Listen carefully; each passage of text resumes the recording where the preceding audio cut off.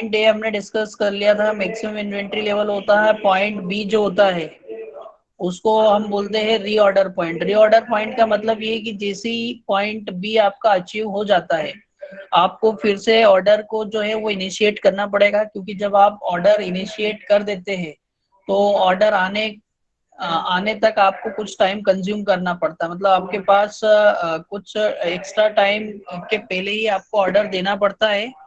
तो वो जो एक्स्ट्रा टाइम है वो कितना होगा, बी से लेके डी के बीच का जो ड्यूरेशन रहेगा उतना टाइम पहले आपको ऑर्डर देना पड़ेगा, और उसी को हम क्या बोलते हैं, लीड टाइम बोलते हैं। तो पॉइंट बी जो रहेगा आपका, उस पे आपको ऑर्डर इनिशिएट करना पड़ता है, और जब पॉइंट डी अचीव हो जाता है तब आपको ऑर्डर मिल जाता है। जैसे ऑर्डर मिल जाता है आपका इन्वेंट्री लेवल जो है वो इंस्टेंटेनियसली राइज हो जाता है और इनिशियल लेवल एच के इक्वल हो जाता है, सॉरी इनिशियल लेवल ए के इक्वल हो जाता है वो। ठीक है, तो आप पॉइंट बी पे ऑर्डर करेंगे। जब आप ऑर्डर करेंगे और आपको जो क्वांटिटी है वो रिसीव होगी, और रिसीव होने और ऑर्डर देने के बीच का जो टाइम रहेगा उसको हम बोलते हैं लीड टाइम। लीड टाइम अभी हम आगे ये सारे पॉइंट्स को डिटेल में देखेंगे। ठीक है, इसके बाद डी से लेके नीचे तक का जो पूरा लेवल है ये सेफ्टी स्टॉक होगा। लेकिन अगर सेफ्टी स्टॉक तभी यूज किया जाता है जबकि आपकी रिक्वायर्ड डेट तक अगर मटेरियल अवेलेबल नहीं हो पाता है, तब आप क्या करते हैं कि सेफ्टी स्टॉक में से मटेरियल को कंज्यूम करना स्टार्ट करते हैं। फिर जैसे ही आपको नया रॉ मटेरियल मिल जाता है, नया ऑर्डर मिल जाता है, तब आप पहले सेफ्टी स्टॉक में जितना चाहिए था उतना डिमांड फुलफिल करते हैं, और उसके बाद उसका लेवल जो है उसको राइज कराने की ट्राई करते हैं। ठीक है, अब हम इसको थोड़ा सा और डिटेल में देखते हैं। शॉर्ट में हमने इसको देखा अभी। अब अगर रीऑर्डर पॉइंट को डिफाइन करने की बात करें या इसको और डिटेल में डिस्कस करने की बात करें, तो इसको थोड़ा सा अगर हम देखते हैं तो रीऑर्डर पॉइंट क्या होता है, it is pre known that it takes days between initiating the order and receiving the required quantity. तो ऑर्डर इनिशिएट करने और रिसीव करने के बीच में आपको थोड़ा सा टाइम लगता है। तो इसलिए जनरली हम सेफ्टी के लिए क्या करते हैं कि हम थोड़ा सा पहले ही ऑर्डर देना स्टार्ट करते हैं। Therefore, when the quantity reaches at the point B, जब पॉइंट बी पे आपको क्वांटिटी मिल जाएगी, जैसा हमने बात की कि पॉइंट बी जब आपका अचीव हो जाएगा उस कंडीशन पे आप देखेंगे कि आपकी क्वांटिटी कितनी है। तो अगर वो अचीव हो जाता है तब आपको क्या करना पड़ेगा, रिक्विजिशन ऑर्डर देना पड़ेगा, so that at the point D, जब पॉइंट डी आपका अचीव हो, when only reserve stock is left, the order, ये ऑर्डर लिखना था यहाँ पे, order material is supposed to reach, and again the total quantity shoots up to its maximum value at the point A। तो आप B पे order देंगे, इस तरीके से ऑर्डर देंगे कि पॉइंट D आने तक, D पे जितना अवेलेबल मटेरियल होगा उतना आने तक आपको वो जो ऑर्डर दिया है वो रिसीव हो जाए। और अगर D तक वो रिसीव हो जाता है तो आपकी जो मैक्सिमम इन्वेंट्री लेवल है वो फिर से इनिशियल इन्वेंट्री लेवल A के इक्वल हो जाता है। इसके बाद आगे क्या है कि reorder point indicates the that time. यहाँ से इस रीऑर्डर पॉइंट की हम डेफिनेशन देख सकते हैं। Reorder point indicates that at this time the purchase order should be initiated. इस टाइम पे आपको परचेस ऑर्डर जो है उसको इनिशिएट कर देना चाहिए। And if not done so the inventory में एग्जॉस्ट। और अगर इस टाइम पे आप ऐसा नहीं करते हैं, आप रीऑर्डर पॉइंट पे ऑर्डर अगर आप नहीं देते हैं, तब आपकी जो इन्वेंट्री है वो एग्जॉस्ट हो सकती है, and even the reserve stock utilized before the new material arrives। और जो रिजर्व स्टॉक है वो भी खत्म हो सकता है नए मटेरियल आने के पहले। तो it may result in stoppage of production, और इसके कारण आपकी क्या प्रॉब्लम आ सकती है, स्टॉपेज हो सकता है। तो फिर जब आप एज ए मैनेजर आप वर्क करते हैं तो आपको रीऑर्डर पॉइंट को क्लियरली डिफाइन करना चाहिए। रीऑर्डर पॉइंट आपको प्रॉपरली एस्टिमेट करना चाहिए ताकि आप सही समय पे ऑर्डर दे सके और सही समय पे आपको मटेरियल जो है वो रिसीव हो सके। अब रीऑर्डर पॉइंट के साथ एक और टर्म जो कनेक्टेड होती है वो होती है लीड टाइम, या डिलीवरी लेग भी बोलते हैं, और इसको या प्रोक्योरमेंट टाइम भी बोलते हैं। मतलब जिस दिन आपने ऑर्डर दिया था वो ऑर्डर किस बेसिस पे दिया था, आपने क्वांटिटी बेसिस पे। ध्यान से समझिएगा, रीऑर्डर पॉइंट और सेफ्टी स्टॉक में बेसिक डिफरेंस क्या है। रीऑर्डर पॉइंट डिपेंड करता है क्वांटिटी पे, कि कितनी क्वांटिटी आपके पास अवेलेबल है, उस बेसिस पे आप रीऑर्डर डिसाइड करते हैं। लेकिन लीड टाइम जो होता है वो टाइम होता है, वो डेज में हो सकता है या मंथ्स में हो सकता है या आवर्स में भी हो सकता है। और ये जो होता है बेसिकली टाइम होता है। तो lead time is the time between the placing the order and receipt of the material to the stock. तो जिस टाइम पे आपने ऑर्डर प्लेस किया है वहां से मटेरियल रिसीव होने तक का जितना भी टाइम होता है वो आपका कहलाता है लीड टाइम। और अगर प्रोडक्शन मॉडल्स की बात करें जहां पर क्या आप मैन्युफैक्चरिंग करके सप्लाई करते हैं, तो उस मॉडल में क्या होगा, it is the time between the decision made to take up the order. अगर आप किसी दूसरे के लिए सप्लायर हैं तो आपको क्या करना पड़ेगा, ऑर्डर लेना पड़ेगा। उस ऑर्डर को लेने के लिए आपको डिसीजन लेना पड़ेगा। तो जिस टाइम आप उसका सामने वाले आपके कस्टमर का ऑर्डर आप एक्सेप्ट करते हैं वो टाइम, और स्टार्टिंग ऑफ द प्रोडक्शन, और इस और प्रोडक्शन स्टार्ट करके उसको सप्लाई कर देते हैं, जब तक का जो टाइम होगा वो आपके लिए लीड टाइम होगा। This time in purchase model, अगर परचेस मॉडल की बात करें, परचेस मॉडल की बात करें मतलब कि आपने किसी सप्लायर को ऑर्डर दिया है किसी पर्टिकुलर मटेरियल के लिए या किसी प्रोडक्ट के लिए, तो उस केस में क्या होगा, it depends on many uncontrollable factors like transport mode. वो डिपेंड करेगा कि आप किस ट्रांसपोर्ट के थ्रू बुलवाना चाह रहे हैं, कौन सा ट्रांसपोर्ट रूट फॉलो कर रहे हैं, और एजिटेशंस मतलब वहाँ प्रेजेंट में क्या सिचुएशन चल रही है, कुछ स्ट्राइक तो नहीं चल रहा है, या किसी ऐसे स्टेट से आपने ऑर्डर किया है जहाँ स्टेट बॉर्डर के अक्रॉस कोई प्रॉब्लम चल रही है। तो इस टाइप से ये सारी सिचुएशंस आपको उसमें देखना पड़ती है और उसके अकॉर्डिंगली आपको आपका लीड टाइम डिसाइड करना पड़ता है। लेकिन जो मेरी समझ है उसमें तो लीड टाइम आप कभी भी फिक्स तरीके से डिसाइड नहीं कर सकते हैं, क्योंकि इसमें लीड टाइम कंटिन्यूसली चेंज होता रहता है। वो डिपेंड करता है एनवायरमेंटल कंडीशंस पे। एनवायरमेंटल कंडीशंस मतलब जो वर्किंग कंडीशंस आपके बिजनेस के साथ चल रही है उन पे डिपेंड करता है। साथ साथ में जो सोशल कंडीशंस चल रही है या गवर्नमेंट साइड के जो रूल्स चल रहे हैं उसके अकॉर्डिंगली आपका लीड टाइम भी जो है वो वेरी कर सकता है। It may vary from few days to few month, कुछ दिनों से लेके कुछ मंथ तक का आपको लीड टाइम लग सकता है। And that depend on the nature of delay, वो डिपेंड करता है कि किस टाइप का नेचर है, किस रीजन से वहां पर डिले हो रहा है, उसके अकॉर्डिंगली आपका जो लीड टाइम है वो वेराई कर सकता है। The materials manager has to refer the past record. अब आप अगर आप नए मटेरियल मैनेजर है और आपकी पोस्टिंग वहां पर होती है तो आपको क्या करना पड़ेगा, आपको देखना पड़ेगा कि पास्ट रिकॉर्ड क्या रहे इस पर्टिकुलर मटेरियल। हर मटेरियल के लिए आपको उसके पास्ट रिकॉर्ड देखना पड़ेंगे and approximately estimate the lead period. और उस बेसिस पे आप एक अप्रोक्सीमेटली अंदाजा लगाते हैं कि कितना लीड टाइम वहां पर हो सकता है या कितना लीड पीरियड वहां पे आपको लेकर चलना है। And estimate the quantity of safety stock, और उसी बेसिस पे आप क्या करेंगे कि आपको ये डिसाइड करना पड़ता है कि मुझे अपना सेफ्टी स्टॉक कितना रखना है, क्योंकि रीऑर्डर पॉइंट, लीड टाइम और सेफ्टी स्टॉक तीनों इंटर रिलेटेड होते हैं, तीनों एक दूसरे पर डिपेंड करते हैं। और यहाँ पर सेफ्टी स्टॉक आपका एक रिजर्व स्टॉक रहता है, ये उस समय काम में आएगा जब आपके पास जो रेगुलर स्टॉक ऑफ मटेरियल रहता है वो एग्जॉस्ट हो चुका होता है। तो फिर मैनेजर को ये भी डिसाइड करना पड़ता है कि उसे सेफ्टी स्टॉक कितना रखना है, क्योंकि अगर जरूरत से ज्यादा सेफ्टी स्टॉक भी आप लेकर चलते हैं तो उसके इन्वेंट्री कैरिंग कॉस्ट जो होती है वो इंक्रीज हो जाती है। तो आप जरूरत से ज्यादा सेफ्टी स्टॉक भी वहां पर नहीं रख सकते। इन प्रोडक्शन मॉडल अगर आप प्रोडक्ट बनाकर आप किसी को सप्लाई करते हैं तो उस केस में क्या होता है, it may depend on the labour absenteeism. आपके क्योंकि आप प्रोडक्शन करके दे रहे हैं और तो उस बेसिस पे क्या होगा कि वो डिपेंड करेगा कि आपके लेबर कितने अवेलेबल है आपके पास। अगर कुछ लेबर अब्सेंट हो जाते हैं तो जो लीड टाइम आपने डिसाइड किया था, आप जितने टाइम में ऑर्डर कंप्लीट करके अपने कस्टमर को दे सकते थे वो भी वेराई कर सकता है। Arrival of the material to the store, अब क्योंकि आप किसी के लिए प्रोड्यूसर हैं तो आप किसी के लिए कस्टमर भी रहेंगे, तो आपको ये भी देखना पड़ेगा कि आपने खुद ने जिसको ऑर्डर दिया है वहां से मटेरियल आपको प्रॉपरली अवेलेबल हो रहा है कि नहीं। पावर सप्लाई, जैसे अभी हमने देखा हमारा लेक्चर चल रहा था इसमें पावर सप्लाई जो था 2 बार हिंडर हो चुका था, 2 बार इसमें फ्लक्चुएशंस आए थे, तो इन सभी चीजों पे डिपेंड करता है। तो बेसिकली अभी हमने यहाँ पर देखा कि रीऑर्डर पॉइंट क्या होता है और लीड टाइम क्या होता है, और वो लीड टाइम किस तरीके से डिपेंड कर सकता है। अब अगर हम उसके लीड पॉइंट के भी कंपोनेंट देखें कि लीड पॉइंट कितने सब कंपोनेंट में डिवाइड होता है, तो there is always some interval between the time the need for the material is determined.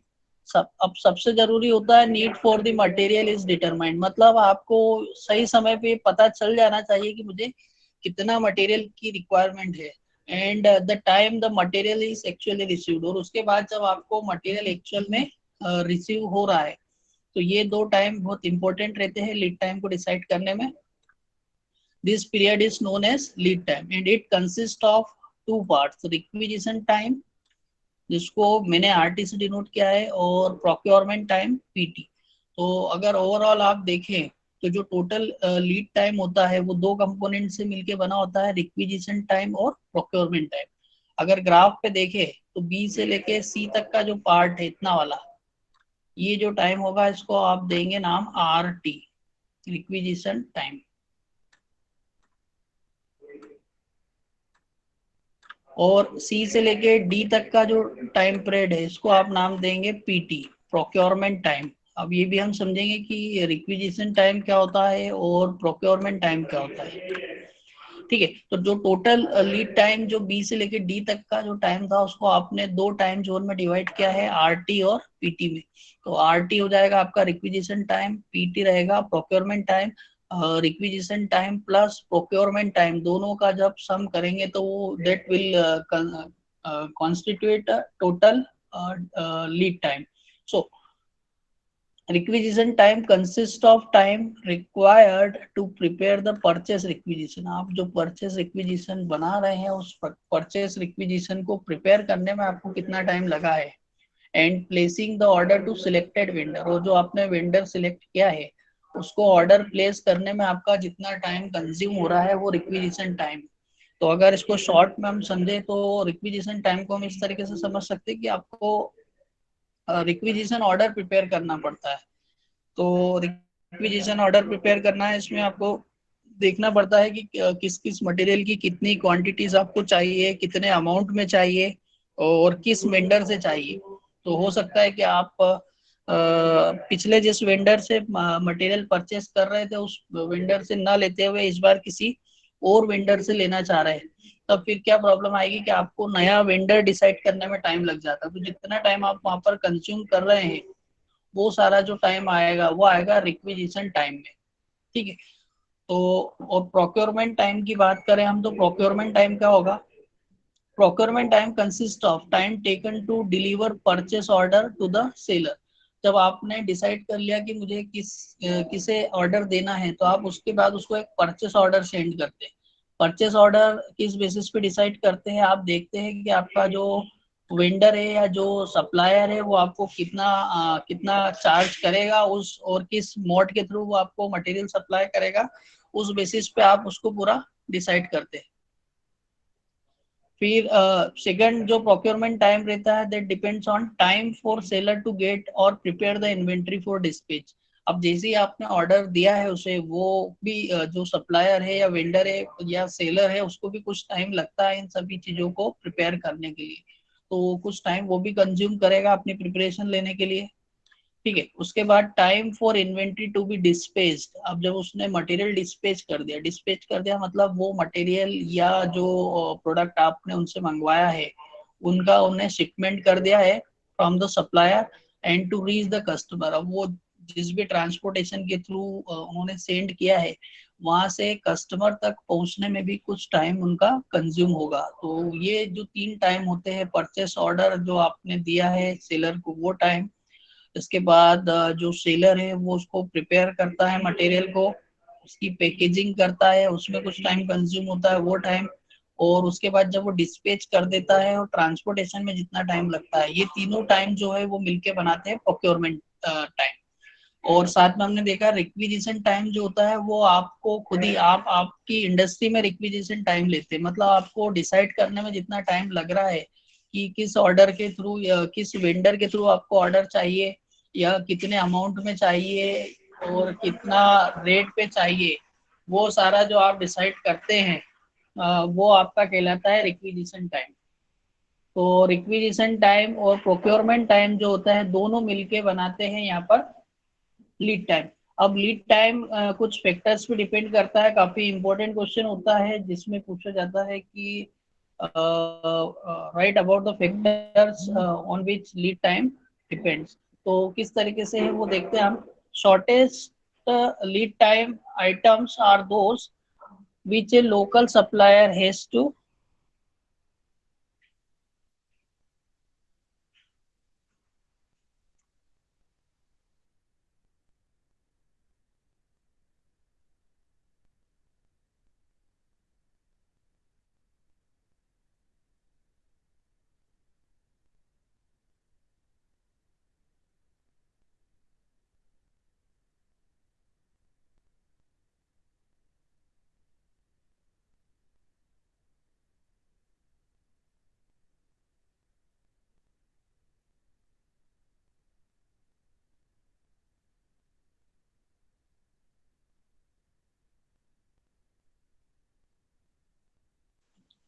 ठीक है, थोड़ा कुछ प्रॉब्लम हो गया था बीच में। हाँ, तो lead time depends upon the following factors. अब किन किन फैक्टर्स पे डिपेंड करता है। Shortest lead time items are those which a local supplier has in stock for immediate delivery. अब आपके कुछ लोकल सप्लायर होते हैं, अगर उनके पास इजीली अवेलेबल रहता है, उनके पास कुछ मटेरियल्स का स्टॉक ऐसा रहता है कि जो आप किसी भी टाइम उनसे इमीडिएटली ले सकते हैं। तो ऐसे सारे मटेरियल्स के लिए लीड टाइम हमेशा कम ही रहता है। Even in such case a company usually allows a week's lead time to permit both the buyer and supplier.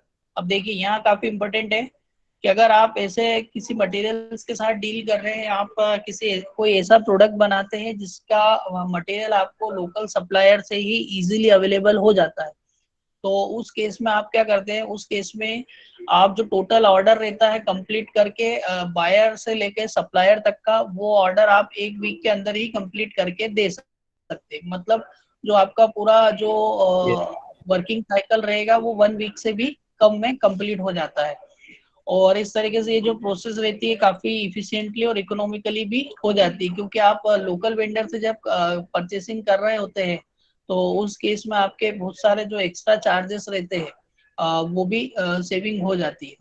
Second है much longer lead time items are those which are made to order और supplied by outside of the town. अब outside of the town मतलब आपकी city के बाहर या आपके state के बाहर का जो सप्लायर है, आप उसके थ्रू ये अगर परचेसिंग करते हैं तो इसमें थोड़ा सा लंबा लीड टाइम आपको लेकर चलना पड़ता है, या ऐसा आइटम के लिए लंबा लीड टाइम लेके चलेंगे जो कि कॉम्प्लेक्स आइटम है। कॉम्प्लेक्स आइटम यहाँ पर हम उन्हें बोलेंगे जो कि इजीली अवेलेबल नहीं होते मार्केट में। तो जब आप आपके सप्लायर को इसका ऑर्डर देते हैं तो हो सकता है कि उसको भी कहीं से इन चीजों का अरेंजमेंट करना पड़ता हो, तो ऐसा आइटम जो होते हैं उनके लिए लीड टाइम थोड़ा सा ज्यादा होता है। थर्ड है lead time also varies for identical items from supplier to supplier. अब अगर सेम आइटम अगर आप अलग अलग सप्लायर से खरीद रहे हैं तो उसमें भी चेंज आ सकते हैं। आपका कोई एक सप्लायर अगर वो आपको एक हफ्ते में अगर कंप्लीट करके दे सकता था, तो हो सकता है दूसरा वाला सप्लायर उसको 2 दिन या 4 दिन में आपको सप्लाई कर सके। या ये भी हो सकता है कि कोई तीसरा सप्लायर जो है वो उसके लिए 15 डेज का टाइम मांग ले आपसे। तो कभी कभी क्या होता है कि सेम आइटम की सप्लाई भी जो है डिफरेंट डिफरेंट सप्लायर की तरफ से डिफरेंट डिफरेंट टाइम में होती है, तब फिर आपको उसके अकॉर्डिंगली लीड टाइम सेट करना पड़ता है। Lead time varies at various stages of business cycle. For example, machine tool manufacturer may require 1 to 2 month.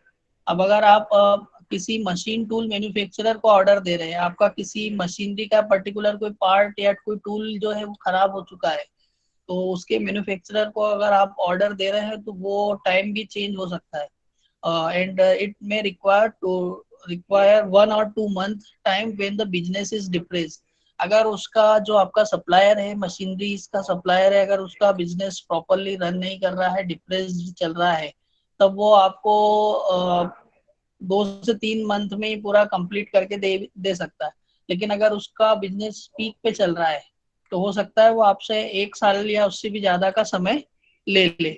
अब ये क्या होता है कि जो मशीनरीज के सप्लायर होते हैं उसमें थोड़ा सा ज्यादा टाइम लगता है, वो इसलिए ज्यादा टाइम लगता है क्योंकि आपको अगर कोई मशीन टूल प्रिपेयर करवाना है तो उसकी पूरी डाई डिजाइनिंग करना पड़ेगी आपको, और उस डाई डिजाइनिंग में भी कुछ टाइम उनका कंज्यूम होता है, उसके बेसिस पे फिर वो मैन्युफैक्चरिंग करके देते हैं। तो ये सारी चीजें हैं जिसके कारण की जो लीड टाइम है वो वेरी हो सकता है। तो आप कभी भी लीड टाइम को कांस्टेंट मानकर नहीं चलते हैं।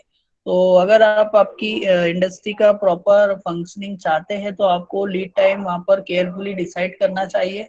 और ये जो फैक्टर हमने 3-4 अभी ऊपर देखे, इसके अलावा भी बहुत सारे फैक्टर्स होते हैं जो कि एक मैनेजर को डील करना पड़ते हैं, उस मैनेजर को सारे फैक्टर्स की स्टडी करना पड़ती है। तो आपको वहां पर प्रॉपरली इन सभी फैक्टर्स का ध्यान रखना चाहिए और उस बेसिस पे लीड टाइम डिसाइड करना चाहिए। थर्ड इम्पोर्टेंट टर्म है इसमें साइकिल टाइम। अब साइकिल टाइम क्या होता है? The cycle time is the time between the placement of two order. Order आपने जो प्लेस किए हैं उन दोनों ऑर्डर को प्लेस करने के बीच का जितना भी टाइम ड्यूरेशन हुआ है वो उसका साइकिल टाइम कहलाएगा। अगर आपने लास्ट मंथ 15 जुलाई को ऑर्डर दिया था और इस मंथ में आप 20 अगस्त को ऑर्डर देते हैं तो उसके बीच का जितना भी टाइम ड्यूरेशन है वो आपका कहलाता है cycle time. and it is basically denoted by capital T and it can be determined in one or the two ways। इनको अलग अलग तरीके से होते हैं जो कि हम अगला जो हमारा टॉपिक रहेगा उसमें डिटेल में देखेंगे। तो शॉर्ट में अगर देखें तो इसके बेसिक दो तरीके होते हैं, कंटिन्यूअस रिव्यू मेथड और periodic review method. Continuous review method में क्या होता है, here the number of units of an item in hand is known. आपके पास जितने भी आइटम आपके पास अवेलेबल है वो आपको ऑलरेडी पता होते हैं। मतलब जो अवेलेबल स्टॉक है वो आपको अच्छी तरीके से पता होता है। In this case an order of fixed size is placed. अब यहाँ इंपॉर्टेंट चीज क्या है कि ऑर्डर आप हमेशा फिक्स साइज का ही भेजते हैं। मतलब अगर आपने डिसाइड कर रखा है आप 1000 पीसेस ही परचेस करेंगे तो आप हर कंडीशन में उनसे 1000 पीसेस ही परचेस करते हैं। And every placed every time the inventory level reaches at a pre specified level. आपने जो प्री स्पेसिफाइड लेवल बना रखा है, आपने बना रखा है कि अगर मेरे पास 700 यूनिट्स अगर मेरी खत्म हो चुकी होंगी और 300 यूनिट्स जब मेरे पास अवेलेबल रहेंगी तब उस कंडीशन में मैं परचेसिंग ऑर्डर सेंड करूंगा। और कितने का ऑर्डर सेंड करूंगा? मैं 1000 यूनिट्स का ही ऑर्डर हर बार सेंड करूंगा। तो इस केस में क्या होता है कि आपका जो यूनिट्स आपको ऑर्डर देना है वो आपका फिक्स रहता है, और कितने टाइम पे आपको वो ऑर्डर देना है, कितनी यूनिट आपके पास जब स्टोर्ड होगी उस कंडीशन में ऑर्डर देना है, वो दोनों चीजें आपकी फिक्स होती है। और many authors refer this as the two bin system. बहुत से जो ऑथर्स है उसको टू विन सिस्टम या फिक्स्ड ऑर्डर सिस्टम भी बोलते हैं। तो ये पूरा टॉपिक हम अगला जो भी नेक्स्ट लेक्चर अपना रहेगा उसमें पढ़ने वाले हैं। सेकंड इसमें रहता है periodic review. Here the orders are placed at equal interval of time. पिछले वाले केस में जो क्वांटिटी थी वो आपकी फिक्स थी, लेकिन इसमें जो आपका इंटरवल टाइम है वो आपने फिक्स कर लिया। मतलब अगर आपने डिसाइड कर लिया है कि मुझे हर मंथ की 10th को जो है वो ऑर्डर देना है, तो आपको हर महीने की 10 तारीख को वो ऑर्डर प्लेस करना ही पड़ेगा। और आपके पास कितना भी मटेरियल अवेलेबल हो या आपका मटेरियल एग्जॉस्ट हो चुका हो। And size of the order depends upon the inventory on hand. अब वो साइज जो रहेगा वो डिपेंड करेगा कि जिस दिन आप ऑर्डर कर रहे हो उस दिन आपके पास अवेलेबल इन्वेंट्री कितनी है। And on order at the time of the review this is also known as the fixed order interval. अब इसका नाम क्या है? फिक्स्ड ऑर्डर इंटरवल, क्योंकि इसमें आपने क्या है कि ऑर्डर का जो इंटरवल है उसको फिक्स कर रखा है। मतलब उसकी जो ऑर्डरिंग देने की डेट है वो आपने फिक्स कर दी है, उसकी जो क्वांटिटी होती है वो वहां पर फिक्स नहीं है।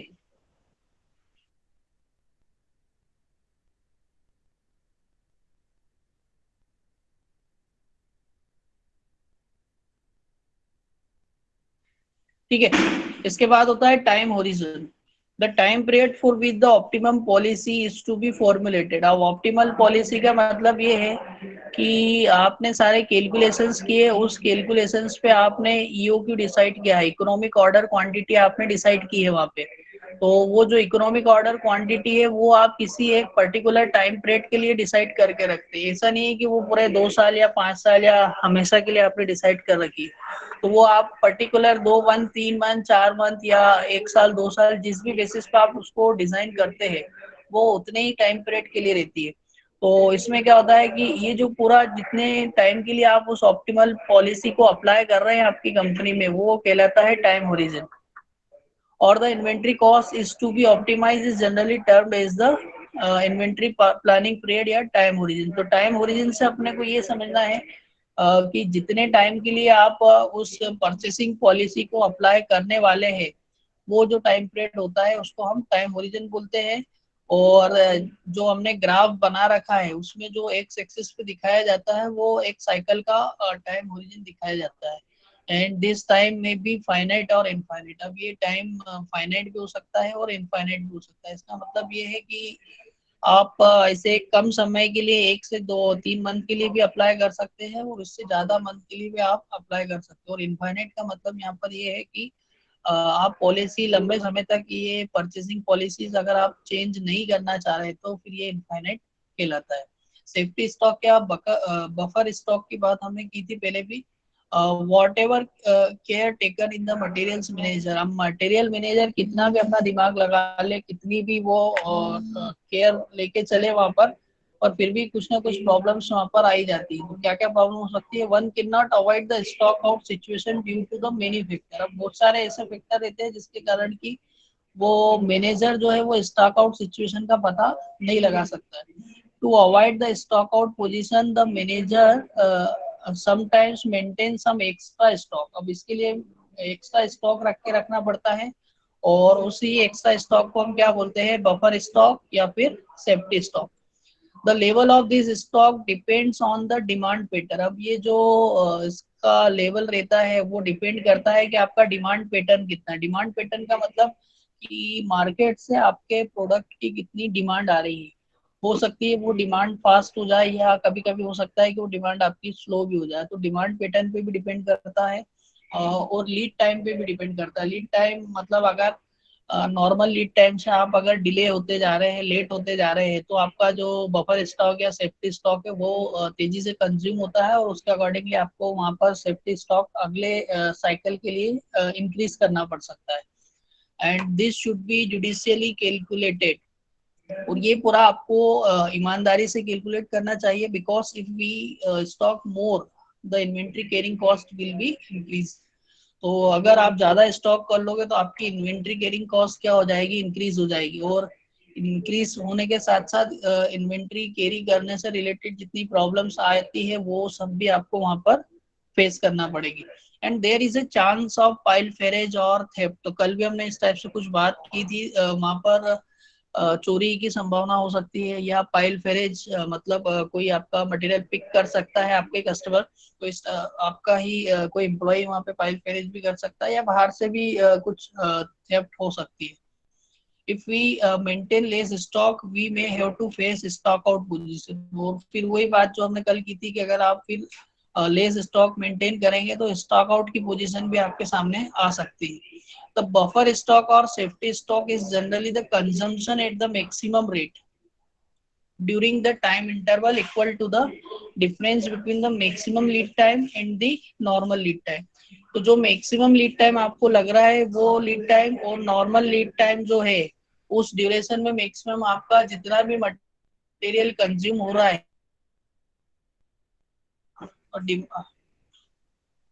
and depending on the characteristic of above discussed term different types of inventory models may be formulated। तो जितनी भी टर्म्स हमने अभी ऊपर पढ़ी है इन सारे टर्म्स के बेसिस पे हम अलग अलग टाइप के मॉडल्स बना सकते हैं।